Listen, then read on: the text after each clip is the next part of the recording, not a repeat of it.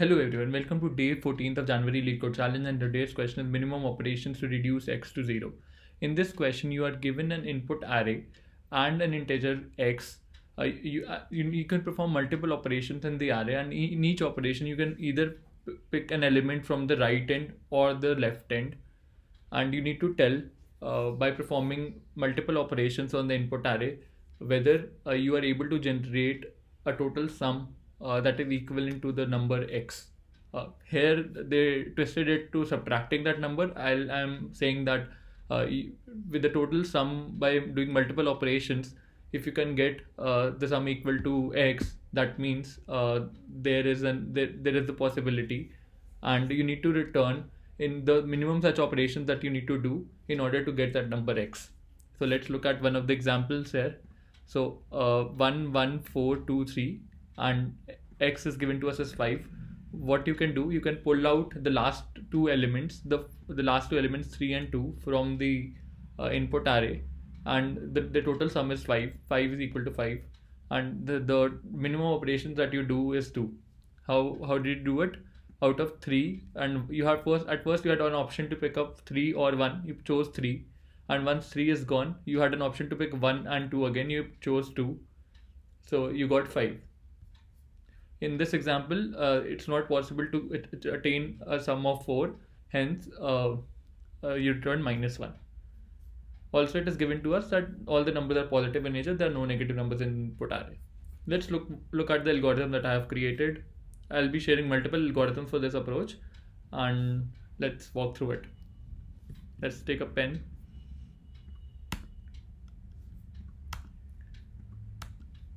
So I have taken the exactly same example that was specified in the question, 1 1 4 2 3, and the target is 5. And at the first operation, you have two options: either to choose 1 or 3. It's up to you what to choose. So if we choose 1, what is the remaining array? 1 4 2 3. And if we choose 3, what is the remaining array? 1 1 1 1 4 2. Out of these two possibilities, let's walk through these two possibilities. And number of operations that we have performed is 1. So we have performed the first operation, and let's try all the possibilities out. This is the first possible. This if we let's walk through this part. We chose 1 first, and now we have to choose either 1 or 3. So if we choose 1, we get the total sum as 2, and the remaining array is 4 2 3. If we choose 3, the total sum is 4. The remaining array is 1 4 2. If we choose 3, then we have two possibilities. For the two possibilities, 1 or 2, let's assume we have taken 1. The total sum becomes 2. The total sum becomes 4 as specified here, and the remaining array is 1 4 2 1 4 2. If we choose 2, then the total sum becomes 5 as specified here. The remaining array is 1 1 4. We also observed that the target becomes equal to the total sum, and at that point, that is the point of our answer. And the number of operations that we have performed, we first chose 3 and then we chose 2. So the number of operations is 2. Does this remind you of some graph traversal that we have done in the past? Yes, it does. That is, we can go for the BFS traversal approach, and the level will give you the answer. What's the issue with this approach? The issue is it's too time consuming. We don't want to go in the BFS way because the time complexity would be higher. Let's think of something smarter than this. So let's reiterate what was specified in the question. You are given an input array, and you need to select one as your right part, one as your left part, one as your right part, one as your left part, to find the target, total target sum. The sum of the left part plus the right part should be equal to the target. How can you redefine this question?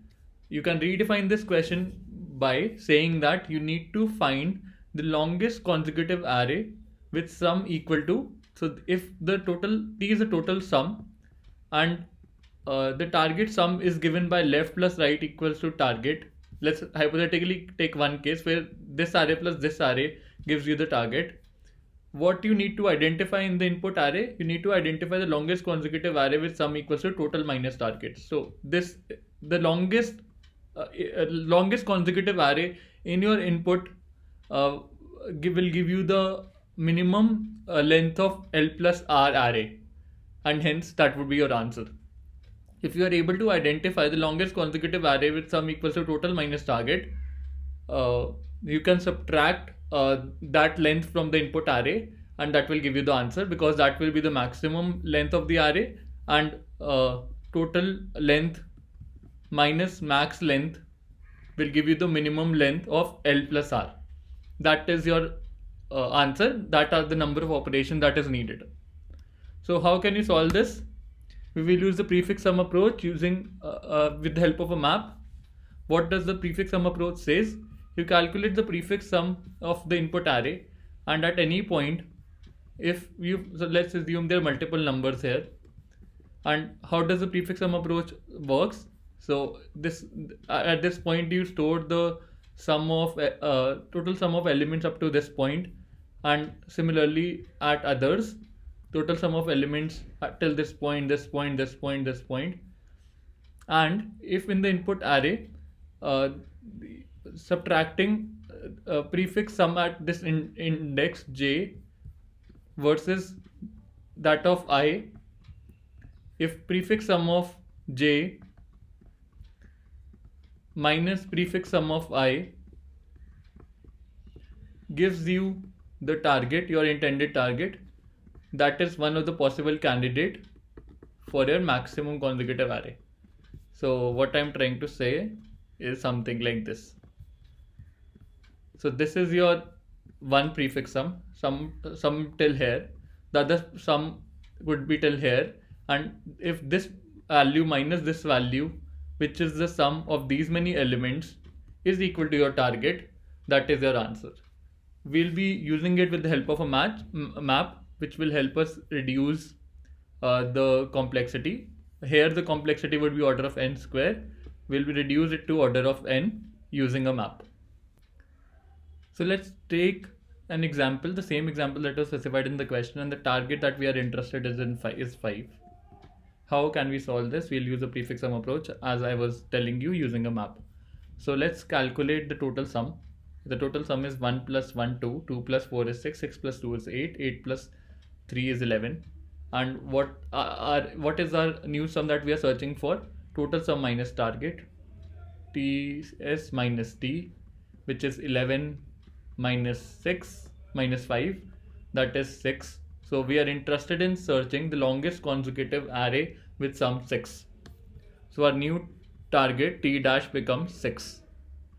Let's create a map, and in the map there will be one key and one value.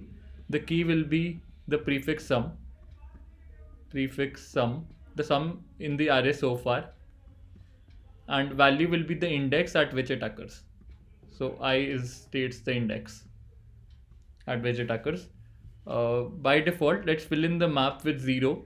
So map contains 0 because it doesn't have any elements, and the 0 sum is at minus 1 index.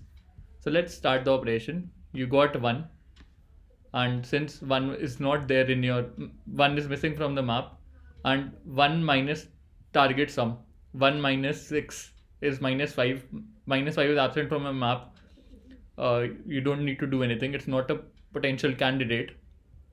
You move ahead and you add 1 to it at the 0th index. So you got map, in the map one entry gets added, 1 comma 0. That means one prefix sum occurs at 0th index. Now you get the next element, move on to the next element. The prefix sum becomes 2. 2 minus 6, 6 is not there. 2 minus 6 is minus 4. Minus 4 is not there. Move ahead and add 2 to it. 2 occurs at first index. 2 prefix sum occurs at first index. And then you move ahead in the iteration. The prefix sum becomes 6. Prefix sum becomes 6, and 6 minus 6, which is 0. 0 is present in the map. So you found your first possibility where the sum of the consecutive subarray is equal to 6. What is the index? So that index is minus 1. So this index was 0, 1, 2, 3, 4. So this was occurring at 2. So 2 minus minus 1. So what is the length of the subarray? It is equal to 2 minus minus 1 equals to 3. So the length of the subarray is 3. You move ahead with the iteration, and also you add 4 6 comma 2 to your input to your map, and then you have 8 minus 6, that is 2. 2 is also present in the map. So what you'll pull out this index. So 3 minus 1 equals to 2. This is your other candidate, where the sum is 6. So sum is 6. Then you move ahead with the iteration. You add 8 comma 3. Don't forget to add. And you have 11. 11 as your sum. 11 minus 6 is 5. 5 is not there in the map. You simply add 1 comma 11 comma 4 in your input array. So you observe that you got two possibilities where the total subarray sum was equal to 6. The one possible length was 3, the other possible length was 2. So one possible length was this, the other possible length was this, and you need to find the maximum out of it. Maximum is 3. The maximum length is 3. You have the maximum value, which is 3. What would be the answer? Total length minus the maximum length, which is 2. So 5 minus 3 is 2. Let's quickly code this up in exactly what we have stated in exactly the same steps. Let's find the total sum, because we need to update our target search element to be searched. Total sum equals to 0 for integer el over nums. Total sum equals to el, and the new target equals to total sum minus x. Good, so far we are good. Now let's define the map. New hash map dot put what we need to put. The base case 0 is occurring at -1 index, and let's define the max length subarray.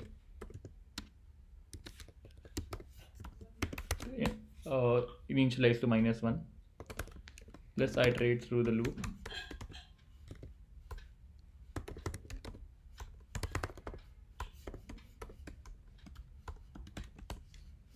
Let's create another variable for the prefix sum part. Integer prefix sum equals to 0.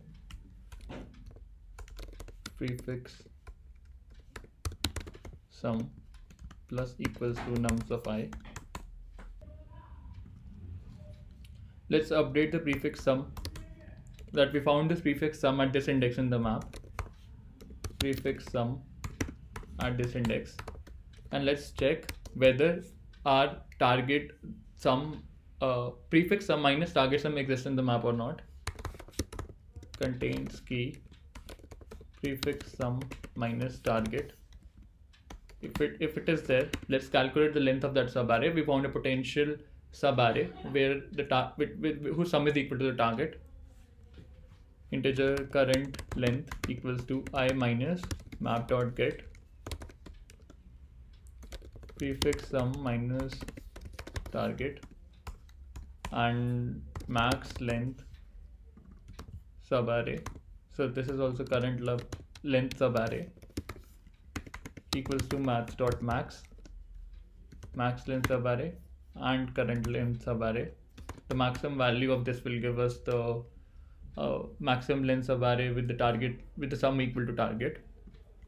And once we have this information, what we are going to do, map dot if max length subarray is equal to -1, we return max length subarray.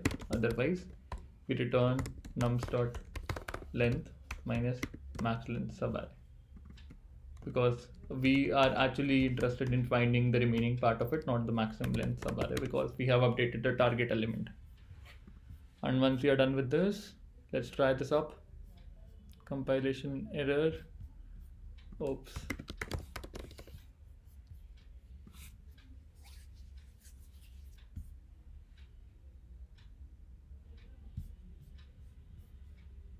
Again a typo.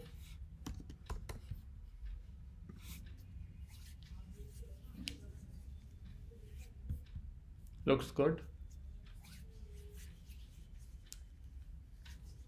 Accepted. Let's talk about the time complexity of this approach. The time complexity of this approach is order of n, because you are iterating through nums linearly twice, once for calculating the total sum and another time iterating over the prefix sum. So at 2 times log n, that doesn't make any difference. It's still order of n linear time. And the space complexity is equal to a number of elements that would be there in the map. That would be equal to order of n again, because the prefix sum at every point you may get a new and a fresh number, and you have to put it in the map. Thanks for watching the video. Hope you enjoyed it.